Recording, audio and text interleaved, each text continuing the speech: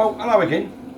Yesterday afternoon I got a phone call from a very, very, very old friend of mine, going back over 30, 40 years. Rang me up to tell me that his granddaughter's boiler was leaking water and it had stopped working. And they just got married. This is the house where they live in New Ash Green. So I said, okay, I obviously don't carry anything other than VAILLANT parts, but I'll go and have a look because it could be something simple. When I arrived, I was informed that someone else came out yesterday to look at the boiler to repair it, and basically the quote for repairs was £500. It's a very old boiler, or a replacement boiler for £3,000, and also they needed to have a new gas supply because the gas supply was only in 15mm pipework. So I thought, well, we'll have a look and see what's going on. So I'm going to cut the video now and then talk you through what I found was wrong with the boiler and show you what I did, and we'll go from there. Okay, so we have a very old Ariston. It's a twin main heat exchanger, dual heat exchanger, which is, you don't see many of these about anymore.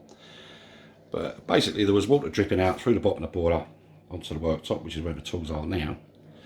And then when I pop the cover off, if we look over to the left hand side here, we have the mains water connections, two 15mm unions, and both of them were leaking, as you can probably see.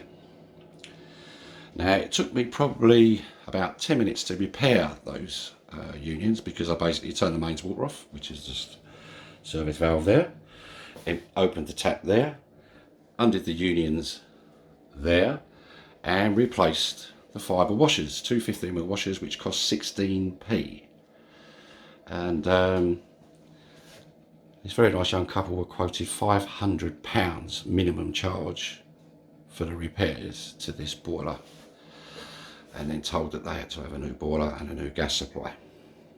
So just goes to show you, doesn't it? £500, £3,000, or 16p. Right, okay, so we're looking at this boiler again, and the customer's been told without any doubt whatsoever that she's got to have a new gas supply put in, because it's a 15mm supply and it's inadequate for a new boiler, which again is going to be horrifically expensive, and the collateral damage to the property is going to be quite extensive. So again, it makes me wonder what goes through these people's minds. So I'm just doing a working inlet pressure now on the boiler. Now, we generally speaking, for a VAILLANT boiler, for instance, the minimum requirement is 13 millibar. So, which isn't massive, it isn't a great deal of pressure. I mean, if it was 19 or 18, then you might struggle, but generally speaking, 13 millibar is usually quite easily attainable. So I'm just going to do a working inlet burner pressure test now on the boiler, and you can see for yourself what the burner pressure, what the working inlet pressure is, and then it will sort of tell you really why. Again, ask the question, why would someone try and con someone into paying like hundreds of pounds for a new gas supply for no reason whatsoever? But we'll do the test, and then you can see for yourself.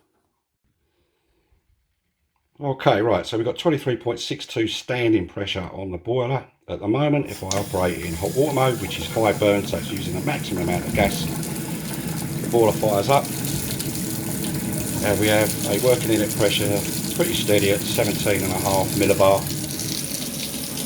The boiler's on full burn,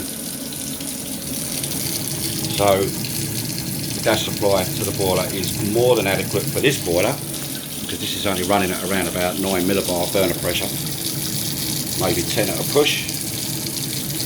So the working inlet pressure is more than adequate, and it's more than adequate for a new boiler, because it's got to be a minimum of 13. So there you go. I'll have a little scam. Unbelievable. How long does it take to do working inlet pressure? Less than a minute or two. Right then, well, that's just about me finished here for the day. I've probably been here the best part of an hour or so, but I've spent more time talking than I have working.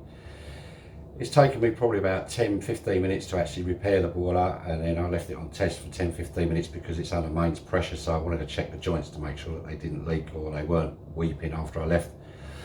There's a little bit of water left in the plastic chassis which is dripping through, but the rest of the boiler's all dried out. So that's pretty much done,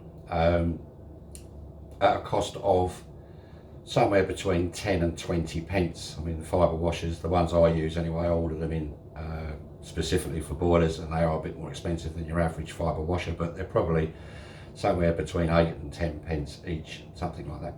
So the whole repairs cost less than 20 pence, and obviously my time spent here doing the repairs, check the boiler over, it's all operating absolutely fine.